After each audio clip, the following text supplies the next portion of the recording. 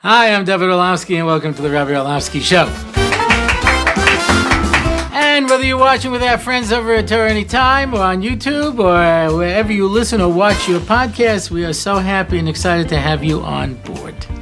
And this episode is sponsored by Rabbi Landa, who's dedicating this in honor of his wonderful wife, Ruchama, to my incredible wife, who could expertly lead seminaries in Beis Yaakov and yet sets up priorities on raising and nurturing our beautiful family, while secondarily teaching as well. What a beautiful and chashva way for a talented woman to use hakochos, exclamation mark. By the way, we enjoy the podcast very much. Your laugh is awesome and contagious, and the material is good too. Okay. And also he has a website, www.landacc.com, where he has many hashkafa and mental health resources available to the public for free. So feel free to visit that website, and we're happy to have the sponsorship this week. I really, really believe that this will be the last in my series on seminaries, at least until I feel like talking about it again. Because there is no absolutes in this world. But I have to say that I have had an outpouring of response from people from this seminary series. And if you take a look, you'll see these are among some of my most watched videos. Evidently, this is an issue that needs to be addressed.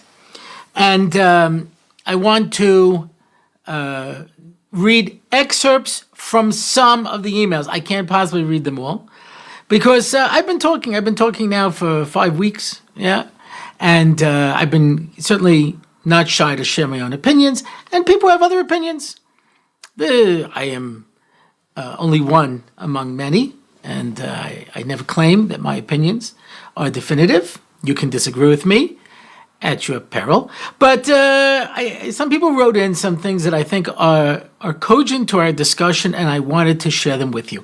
First and foremost, I made the point that most of the girls who go today and most of the seminaries today are not really focused on growth. That's not what they're about. I told a story about one very prominent seminary where they got rid of a rabbi because he was dealing with the girls' personal issues and problems, and they said, that's not what we do here. We're here just to teach them Torah and send them home. We're not there to try to help them grow. So some people took exception with that. I read from the first email today. I wanted to comment on the seminary question, why go to seminary in Israel? Don't high schools in America do a good enough job? The answer is yes and no. Yes, they do a wonderful job of educating the girls in Torah and mitzvahs, but for most girls, this is not powerful enough to last through the tests of life. This is where seminary comes in. Seminary is the seal that locks in all that we learn in high school and retains it for life. I went to seminary in 1985. It changed my life and my friends who attended. I'm just going to throw out there, all the way at the beginning, I pointed out that I believe that the situation has changed dramatically. 85, 95, 05, 15. This is 35 years ago. And I think I pointed out things have changed dramatically in that time, but okay. Yeah. I'm reading excerpts from this email because it's several pages long. Mitzvahs became something we wanted to do, not just what we had to do. We grew in our willing acceptance of Torah. In high school, one is forced to attend and may even learn and grow. But in seminary, where a girl chooses to go, this is where one accepts Torah and mitzvahs with love.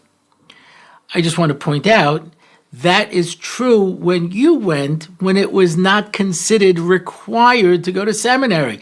Now that every girl has to go to seminary, a lot of girls feel like they have to go to classes just like they had to go in high school. I have heard the complaint many times that seminary is just another year of high school. I'm not trying to take away from anybody's experience. I'm just sharing the other side. But I want to bring up the points that people are making and just with a little commentary.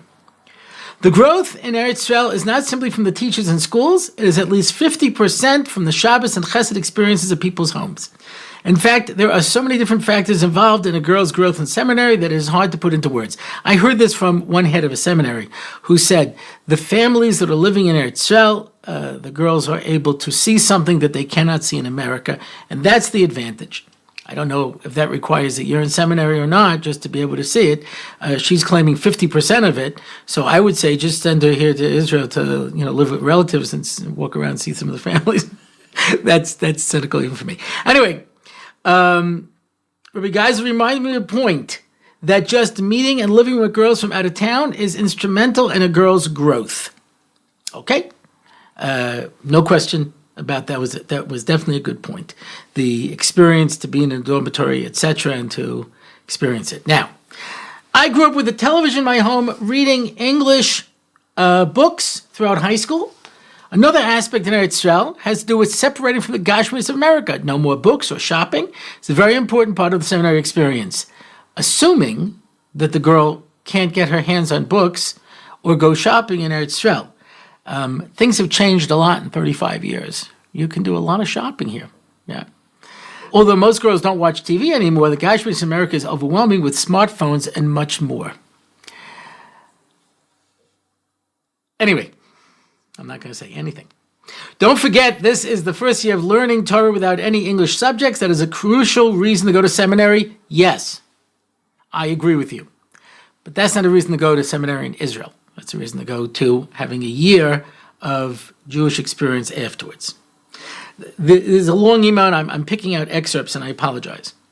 To sum it up, I believe that the seminary experience is similar to the Baal Tshuva experience. This is an age and time in a girl's life that she accepts all the ideals, hashkafa, and Torah that she has learned her entire life and seals it into her neshama to pass on to the next generation.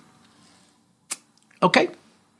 This is one listener's perspective that I wanted to share because I definitely did not make these points. I have another one. To be fair, I must explain that I grew up in Silver Spring, Maryland, in an Orthodox family with strong Torah values, but it is far from a base Yaakov type of a home.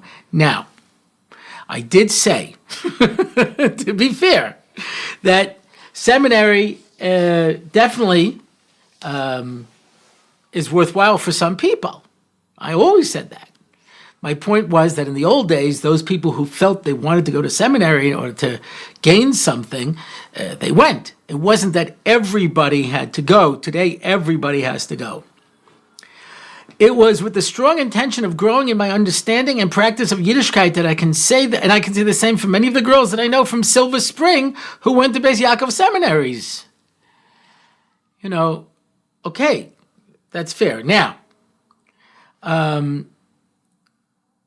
but I can tell you also about the girls from Beis Yaakov high schools who were with me in seminary with the clear intention of growth. We listened to the formal and informal lessons that were imparted and discussed, thought about, and internalized many of those lessons. All right? Now, there's no question. A girl who's coming from a less than stark background and you're going to Eretz seminary to stark up and, etc. It's a very, very valuable tool. I would also like to address the academic learning. Now, I was a little, flippant about this, and I threw around those lines of like how many, Rambans you have to learn to make a kugel and things, but she says the following. And again, I'm reading excerpts. It's a very long letter. I had always heard about the depth of Torah, but nothing can compare to my being exposed to some of the depth on a first-hand basis. That is definitely true.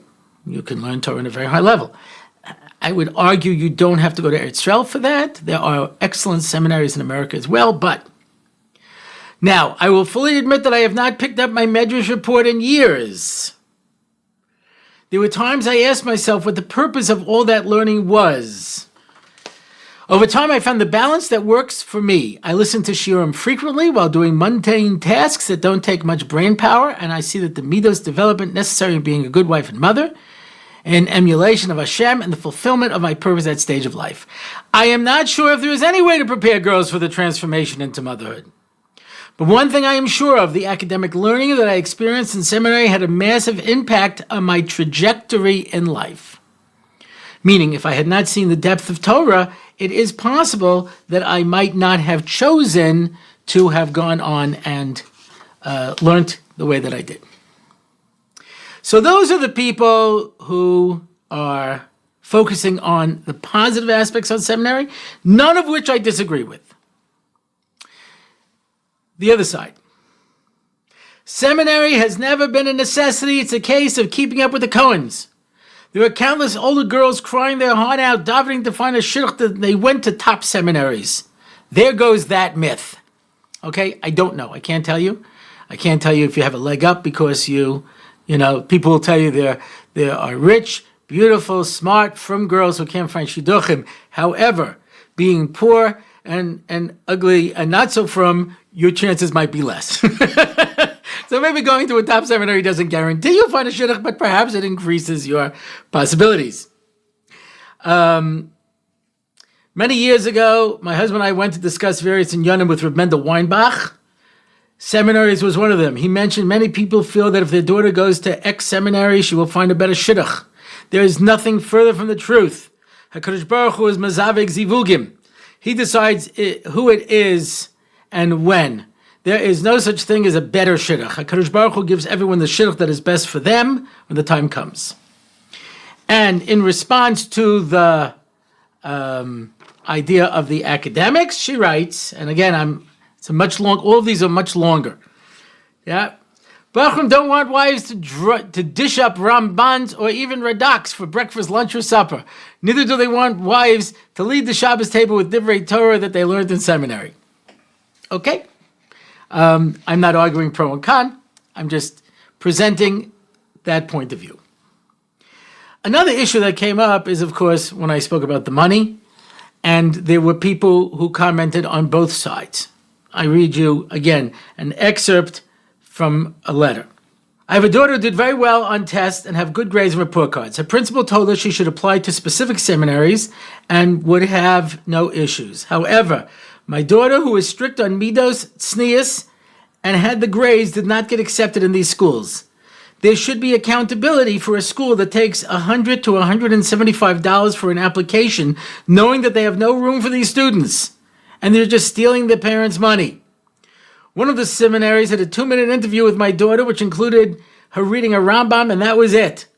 Then, when my daughter did not get accepted to any of the schools, the principal said it was my responsibility to get her into a seminary. Well, that was impossible. We tried every connection we could think of, but we were unsuccessful. Finally, the principal found one seminary willing to take my daughter. Since my daughter really wanted to go, and she wants to gain a deeper understanding of Yiddishkeit and experience living in Eretz Yisrael, she went. Now she's been there for a few months and she is bored. The learning is repetitive of her high school education, but being a Bal Midos, she's working on accepting her situation and making the most of it. I download shiurim for her weekly and she reads Svarim on her own.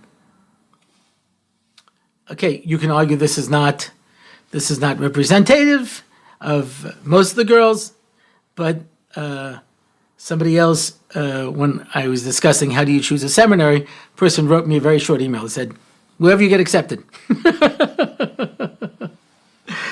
Okay, well, someone sent me this. There's evidently a collection of where they've taken excerpts from Avigdor Miller's tapes and put it in question and answer form. This is from tape E-217. Here's the question. Is there a problem with taking children to concerts where Shomrei Torah and mitzvahs will be singing kosher songs? This is Avigdor Miller speaking. I'll tell you my private opinion. I don't think that children should become accustomed to unnecessary and superfluous things.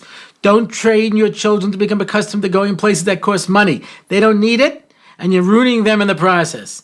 Train them to take walks. They can take walks and get fresh air. They could play a little on the street with a ball and get some exercise. Don't take them to concerts. I don't believe in that at all. I don't believe in taking children to travel. Don't get them accustomed to luxuries.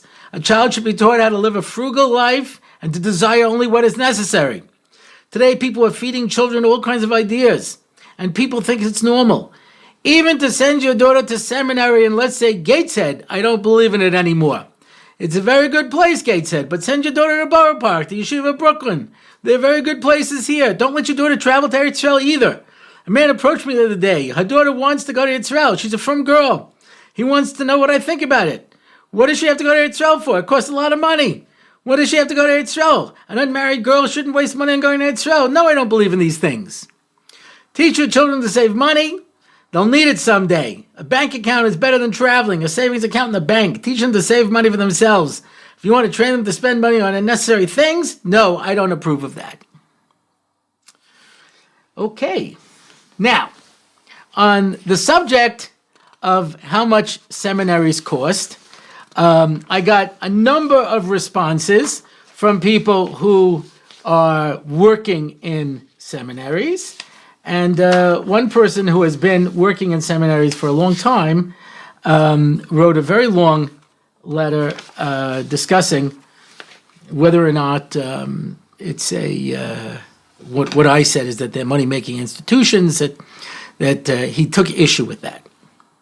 The fact is that virtually every single seminary without exception, including BJJ, which goes down to as low as $10,000 for some students, gives scholarships. Some are better about it than others, but all of them give scholarships, and scholarships can be quite hefty.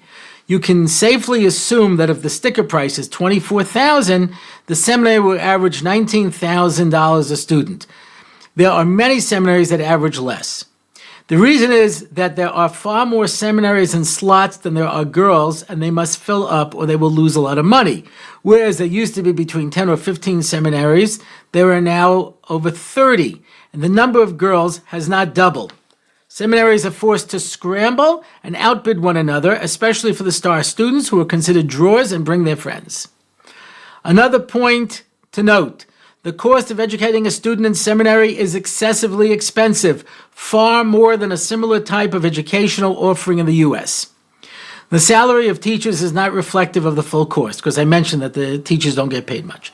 There are multiple reasons for this. Among them are 1, no government grants. 2, no lunch program. 3, they need to feed, house, and educate is far greater than just educating. Tiolim and Shabbatonim are prohibitively expensive. 5, the monthly bill for hot water alone is unfathomable. I have 8 daughters. I can testify. 6, the rate of unpaid tuition for seminary is quite high. You mentioned you've been approached by people who sought to open seminaries as an investment. Please let them know it is a very poor investment. There are far better ways to make money. This is a common fallacy that seminaries are money machines. It's hardly the case. You reference anecdotal evidence where I have firsthand experience. So I heard from a number of people who were in seminaries who took exception with that particular position, and I share their thoughts with you. So we talked about a lot of different choices. We talked about whether you should go to seminary at all. If you do, should you go to seminary in Israel? Should you find a place that's only going to echo what your values are or that's going to challenge your values?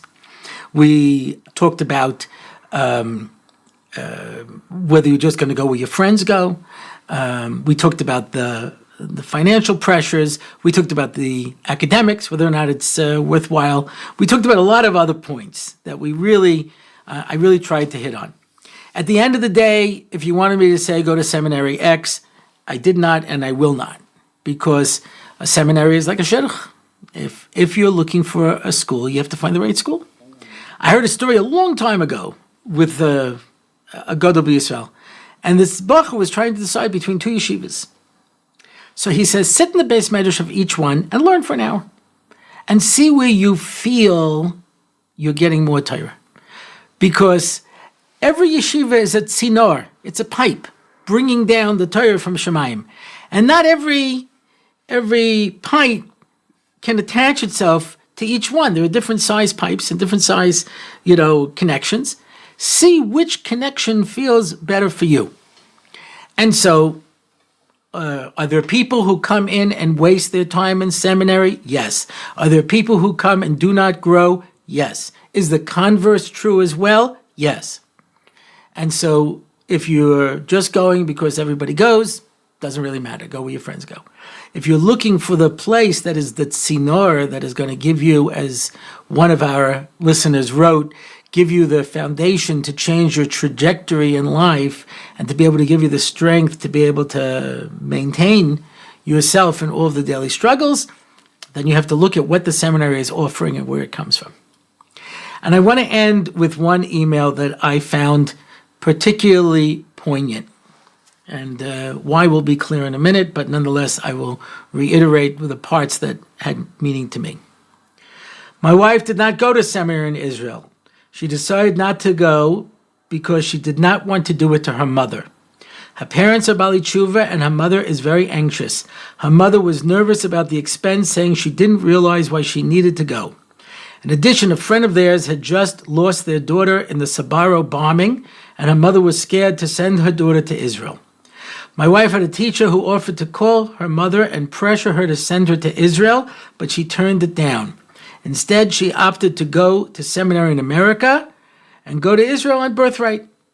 However, it has been many long years of seeing her other two siblings going to Israel for several years apiece.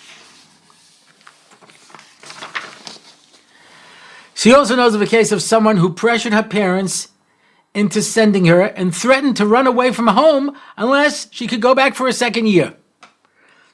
She went back for a second year and is living there now. Her parents seem to have gotten over it. It has nagged my wife, wondering if she made the right decision. Probably her mother would have gotten over it. And she lost out on a once-in-a-lifetime opportunity. Should she have made the decision she made? You mentioned many go to seminary because of Shidduchim. I can tell you that her not going to seminary was a red flag, and the first question I asked when looking into her. It was hard for me to decide to go out when I myself loved Eretz Yisrael and had it sad to stay. And I'm still looking into returning after raising my kids in the States.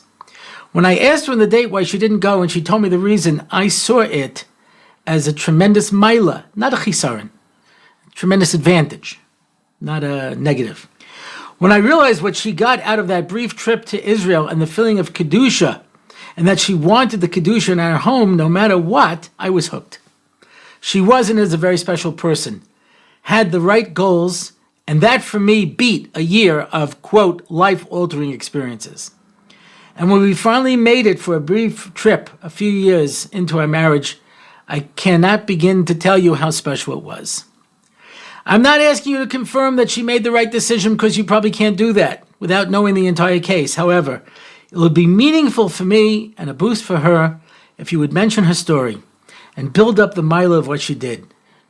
Perhaps it could fight the stigma of those who can't go and maybe encourage guys to look beyond that when looking into a girl.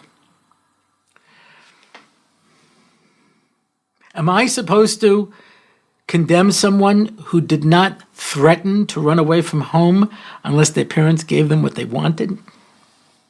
I've taught in a number of institutions geared for Bali Tshuva. And a guy wanted to go to Israel or stay for a second year or not go to college and stay learning. And occasionally the parents would say, it's your life and you have to make your own decisions, but I'm not paying you tuition or your living expenses. And they were very indignant at me. And I said, your parents also have a right to make decisions based on what they think is right, not just you. You're not entitled to their money. And so if they say, you can make whatever choice you want and we'll even support you emotionally, but you can't tell me I have to pay for something I don't believe in. And if a person feels like I don't have the money to send my kid to Israel, as I mentioned earlier, do I have to put myself into debt? Whether or not the seminaries are in a position to offer a scholarship or not is irrelevant. But if my parents say I don't have the money for it, or perhaps they don't feel it's necessary, do they have to pay for it? I don't know the story. It's true. It could be that for this girl, it was hatzolas nefashos for her to go and learn in Eretz Yisrael in a seminary. Maybe. Doesn't sound that way from the letter. But am I supposed to condemn a girl who decides not to go to seminary so as not to hurt her mother or to put her parents in a difficult financial situation? I told the story about a couple who was being supported here in Eretz Yisrael for years in a very fine style. When they came back to America, he wanted to go to law school in NYU. He wanted his father-in-law to pay for it. The father-in-law said, listen, I can't afford NYU. If you want to go to a state school, I could pay for that. And they broke off contact with the parents. Listen to me closely, okay? There is never excuse for a child to break off relations with their parents. Never. It's rishus. Rishus. Is there sometimes a toxic environment where somebody's a molester and I'm afraid he's going to attack me or my children? Yeah. Between me and you? You know, Ben Shapiro always points out that when there's an argument about abortion, so they say, so you're saying that a girl who is raped, is forced to have that child? So he says, okay, so is that all we're talking about, cases of rape? No. Why would you bring a far-out case when you know that that's not the average case? The average case is based on convenience. I'm not ready to have a baby now. Maybe economically it's not there. So you just want the right to be able to kill babies. Yeah. So you'll come up with a case that people can, when I was teaching once, so I couldn't make a particular class. I was in a family class. And there was a fellow there who was a Reform rabbinical student. And they were talking about how, certain laws of Taras Mishpacha, when a husband and wife are not allowed to have physical contact, and one of them is during the week of mourning. So he says, so you are telling me that if me and my wife are sitting there and our child runs into traffic and gets hit by a car and gets killed in front of our eyes, I can't hold my wife and comfort her? Yeah, that happens all the time. That's the most common. Thank you for bringing that point up. Yeah. The only thing exceptions prove is that they're exceptions. It's not the norm. It's not the normal situation. Yeah. So if there is there a situation, I'm going to break off with my parents, I'm going to threaten to run away from home for what? They won't give me what I want. Give me what I want. I'm going to run away from home. Give me. That's the worst. That's just the worst. So what can you do? As my father Shalom used to say, it takes all kinds of people to make a world. And I'll tell you something. All right? My father passed away, and I speak very often about my father and his many accomplishments and things. And a couple of my brothers feel like I'm totally out to lunch. They said, what? You don't remember Dad did this, and Dad did that, and Dad did this? I said, of course I remember it. I just don't choose to focus on that. Because he's done so much good in his life. Yeah, are there times when I look back and I say, wow, that was rough? Sure. When my kids complain about me, I said, boy, you don't even know. But I look back at my life and my regret is that I wasn't a better son. Because my parents were good people. Yeah. Do they make mistakes? Do they do things wrong? Of course. My wife married the last perfect person. That's it. There are no more. So your parents won't send you to seminary, so you threaten you're going to run away from home, you're going to pressure them, you're going to force them. I can't tell you how many times that I had halachic issues when I was growing up, and I'd go to the Rabbanim, Chashva people, and they always tried to find some way how we could work it out so as not to hurt my parents. So do I think that this person did the right thing at first blush? Yeah, I would say yes. And halavai, more of us put more focus on our concern for our parents and our concern for us being people as opposed to us getting what we want. And that, I hope, will conclude our series on seminaries, unless I get like a really, really juicy email. But I'm not expecting one, because I think we, more or less beat a dead horse. Yeah, just, I got, these are some of the papers. And that's it for this week. So if you want to find out more about the show, go to RabbiOrlofsky.com. You can make comments. You can see my upcoming schedule. Contact me directly. You can find out about my new live shiurim, which hopefully will be starting next week. Go to RabbiOrlofsky.com/live. I'm starting a Daf Yomi shiur, and I'm starting a Mesilas Yesharim shiur, and it will be interactive. You will see me, and I will see you. So, you better put yourself together before you call me up. That's all I'm going to say. Because if we learned one thing with this podcast, I have no filter. And that's it. If you want to sponsor an episode, go to and if you want to sponsor an episode, go to RabbiOrlofsky.com/sponsor. And that's it for this week. I'm David Orlofsky, and this is the Rabbi Orlofsky Show.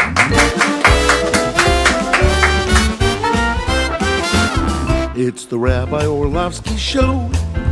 Torah and Simcha, ready to go. It's the Rabbi Orlofsky Show. Knowledge and wisdom will help you grow. Lots of fun in every episode, and we don't have to rhyme. No, we don't.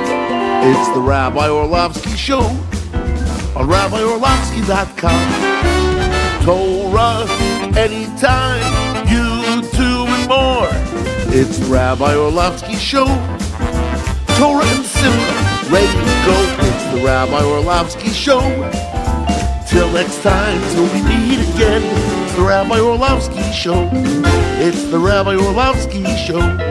It's the Rabbi Orlofsky Show.